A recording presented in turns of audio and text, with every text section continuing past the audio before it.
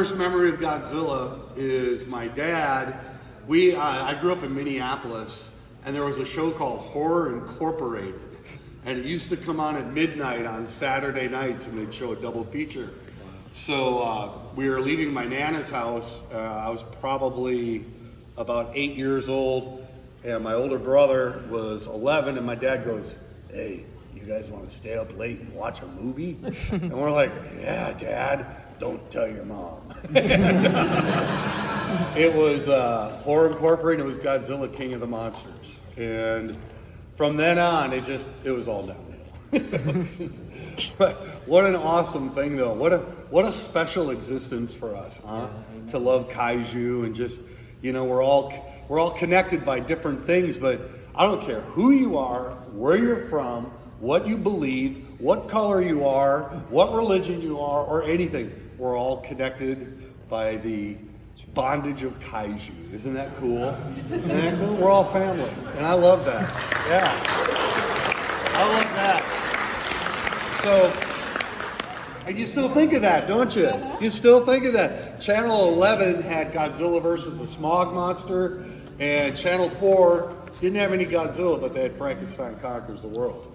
And so who would race to the Sunday morning paper to pull out the TV guide and go looking for Godzilla movies, And then I'd look at Horror Incorporated, and it'd be like something like Devil's Daughter, and I'm like, skunked again. And so that was one way. The other way was a lot of these movies. It's kind of cool because we have a resurge going on right now. Because for 20 years, there wasn't. You couldn't go to the big screen movies and see Godzilla Monsterverse, the new Godzilla movies coming out. And it looks like even with the new Toho film coming out, with the success of the Monsterverse, it looks like we'll get a first run showing of that, fingers crossed, right? But it wasn't like that for a long time. But when I was growing up, I got to see, okay, let me ask this question. Few people, tell me the first Godzilla movie you ever saw in the theater. Which one? Okay, so that was your first one? Was it the greatest thing ever? Okay. Nice. 85, yeah. 85? 98? Megalon! Yep. Godzilla 2000. Nice. Nice.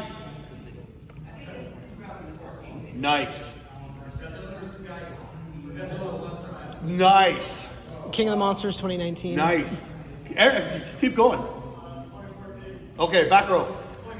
Back behind you. Which one? Absolutely. Woo! Was it with Village of the Burning Damned? The double feature? Yeah! You win! No! Woo-hoo-hoo! That's awesome. Mine was Godzilla versus the Smog Monster. I waited in a line that was about a damn mile long for that film.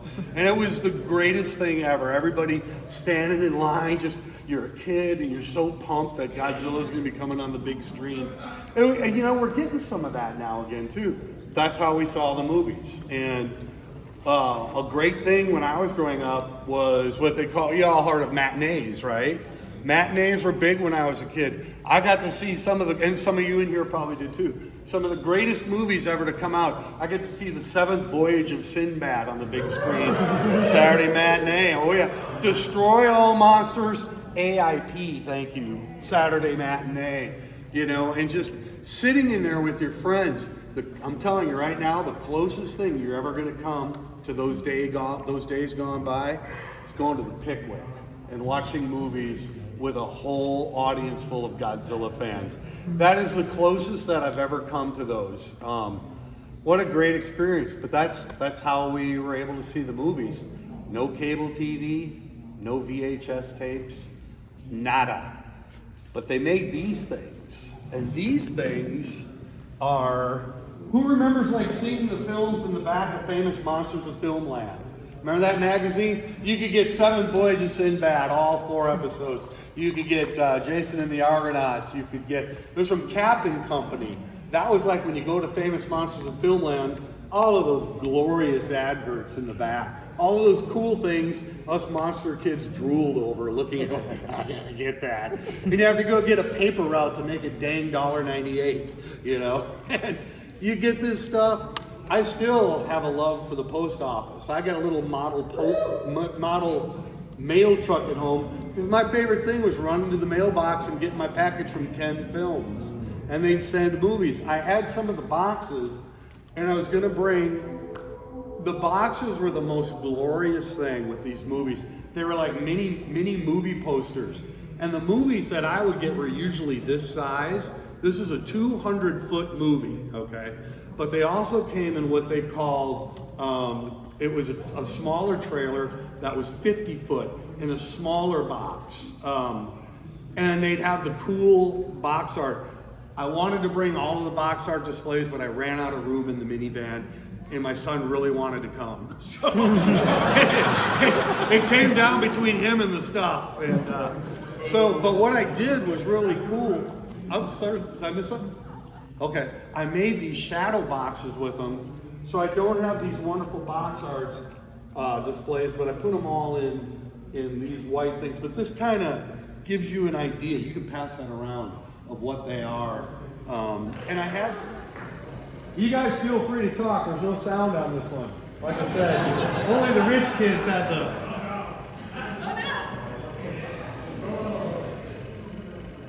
So I'll talk during it because I like to talk. So what they would do is they would buy the rights to these films, these small film companies like Ken Films, and they would mass produce them. They would literally take another projector and film the film, and that's why they're always a little blurry. You know, you can never get them quite dialed in, and that was the tech they were using for about 30 years up until the mid-60s. So it's silent, so we get the subtitles on the bottom. But what I used to do, and I did this a couple years ago, who would sit in front of their TV with a tape recorder and record movies, monster movies and stuff?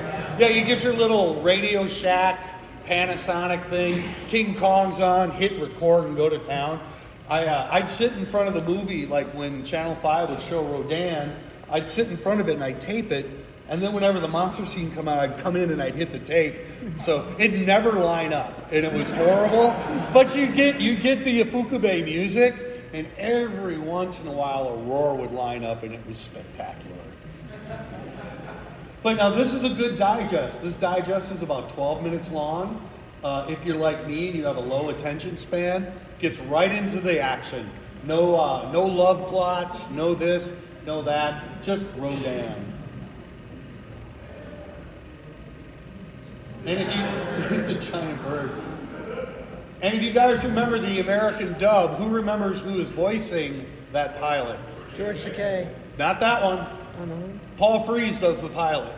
But George Takei does the main star. Oh. Cool. That looks like the figure.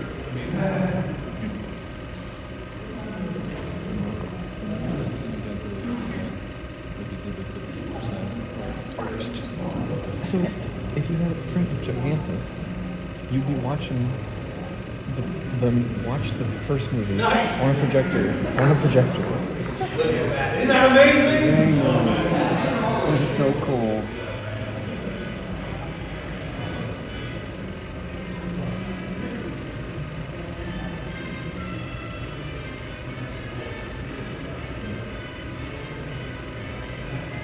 All the music adds. Does it? Yeah. Holiday. What's that? Yeah. You went to buy the bulb.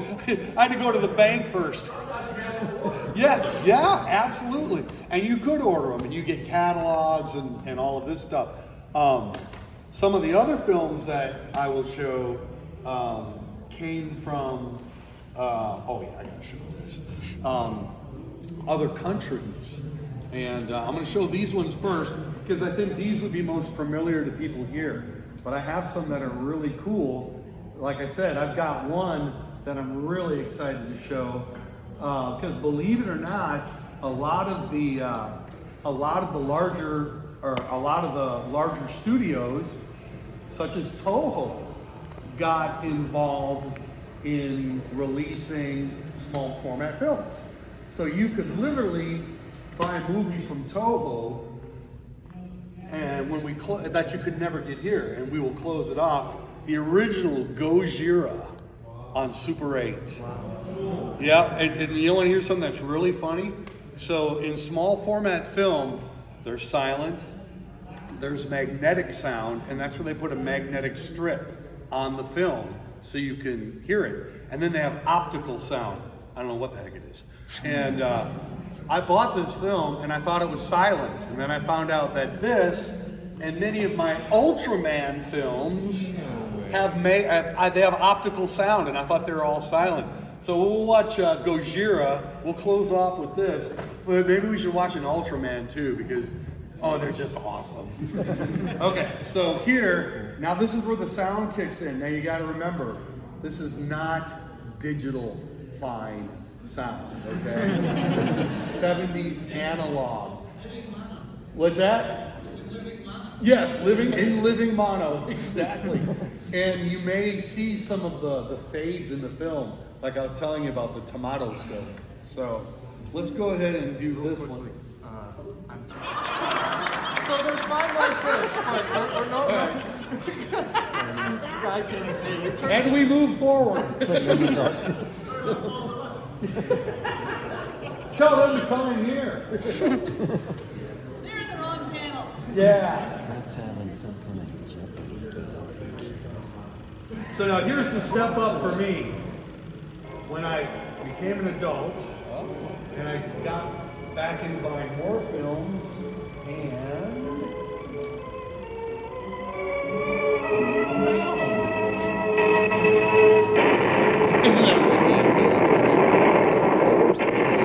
that That's the volcanic island of Oblis.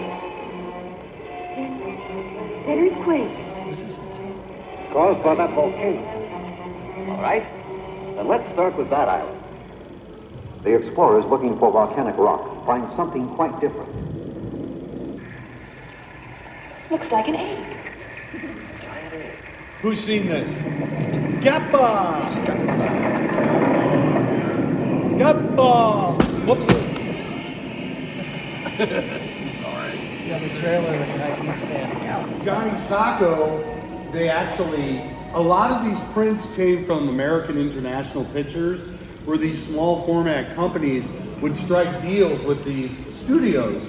So it's like, there's a lot of 8mm films that were American International Pictures. Lots were Universal. So many that Castle Films was basically Universal's small format films. They later changed their name to Universal 8. Yeah.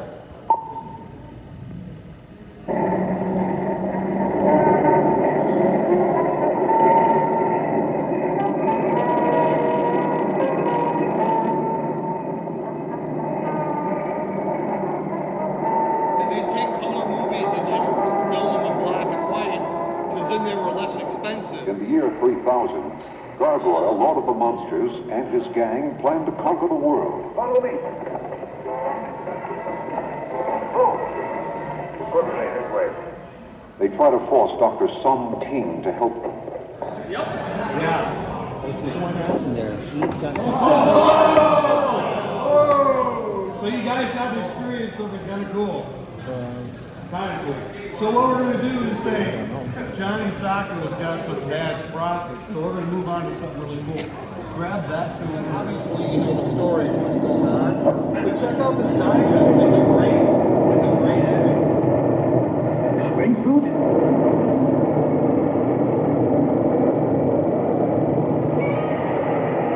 Godzilla, das ist Godzilla! Jetzt aber weg hier, sonst sind wir geliefert.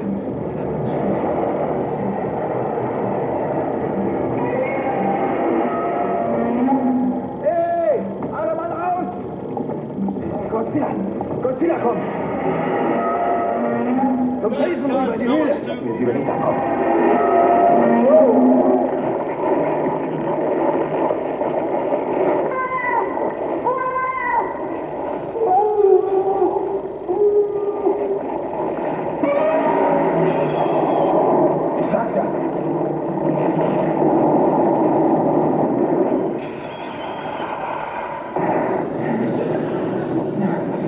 My Toho print of Gojira.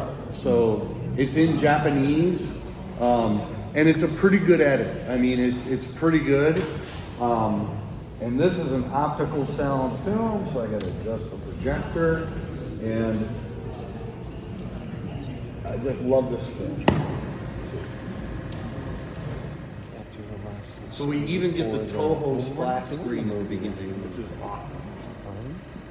We're not doing a 2014 film.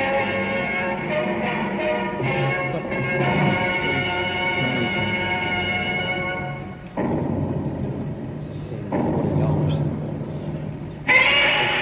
What will they charge? 10 a piece, maybe? It's not that much features. I'm not a big fan. That's okay. I mean, the movie's okay. It's not So it starts off right at Moto Island.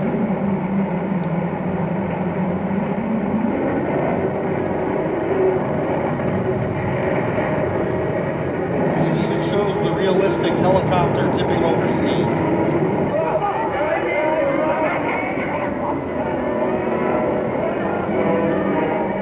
南太平洋での度重なる追爆実験の結果、原始怪獣ゴジラが復活した。